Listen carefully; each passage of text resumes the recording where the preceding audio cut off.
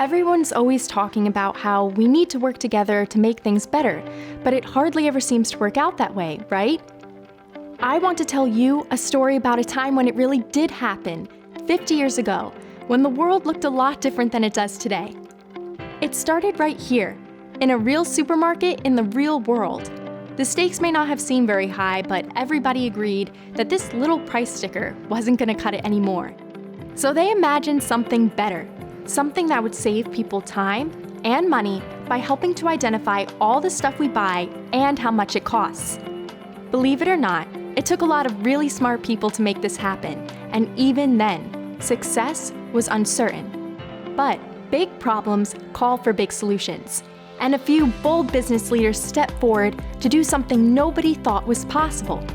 They put aside their differences and worked together to create a new and better way to shop. In other words, goodbye price sticker. On March 31st, 1971, 50 years ago now, this group of leaders met up in New York City, and they agreed on 3 things. First, they agreed to collaborate on a way to tell this can of soup apart from this other can of soup. They called it a Global Trade Item Number, or GTIN for short. It's kind of like an ID card number for things. Second, they agreed to think big. They knew the creation of this number was just the beginning. Eventually, they imagined it could be used outside the grocery store checkout counter, from warehouses to boardrooms and everywhere in between. Lastly, they agreed to innovate. They decided to continue working together on a barcode that would make everybody happy. I think the major concern was, do we have these black lines on here, defacing my label?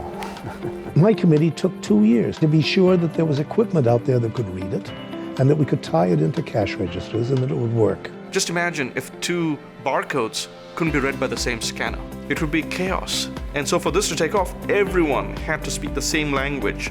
2 years later, they finally had one that was easy to print and easy to scan too. It took a few more years just to add another digit onto the GTIN number. That may not sound like a big deal, but that one extra digit allowed barcodes to travel all over the world. It's hard to imagine, but back then, a tiny product code pushed the limits of data processing almost to the breaking point. I think it took us 3 years to have scanning in all of our stores. It's hard to imagine now, but years ago, this was just sheer magic. Flash forward to today, and a phone that fits in your pocket can do almost anything. And in the 50 years since that meeting in New York, that kernel of an idea grew and grew across business and across industries, thanks to leaders all over the world. Today, barcodes are used billions and billions of times a day.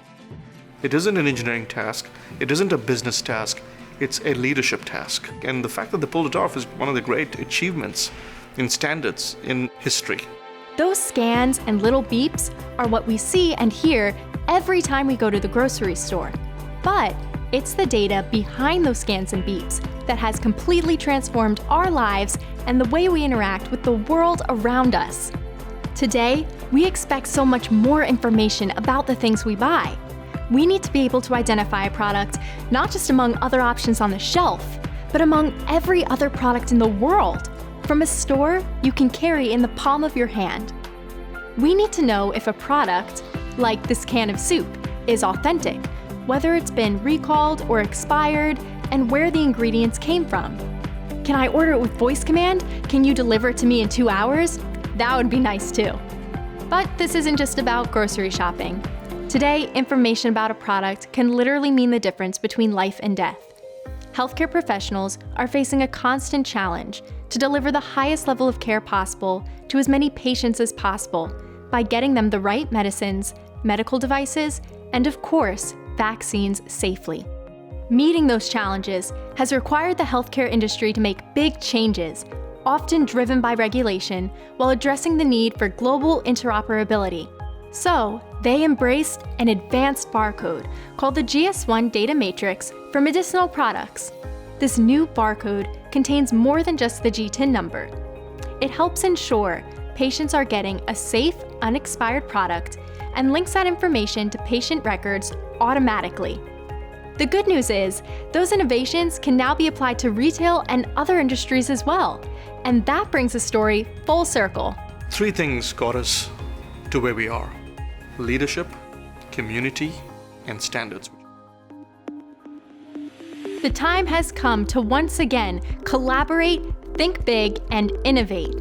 Meeting the challenges of tomorrow requires a new set of leaders who will embrace opportunities to make the world a better place in big and little ways.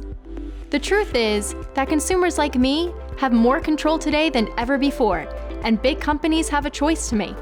They can either embrace this new reality or become as obsolete as this old CD. That's a good one.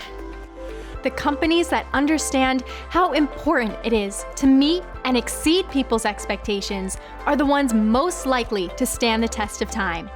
Today, businesses are staring down the same 3 challenges they faced 50 years ago. And with more and better data needed than ever before, this little barcode just isn't going to cut it anymore. To do so, leaders need to think big. If a barcode number is like an ID card number, then products today need a website and social media account too.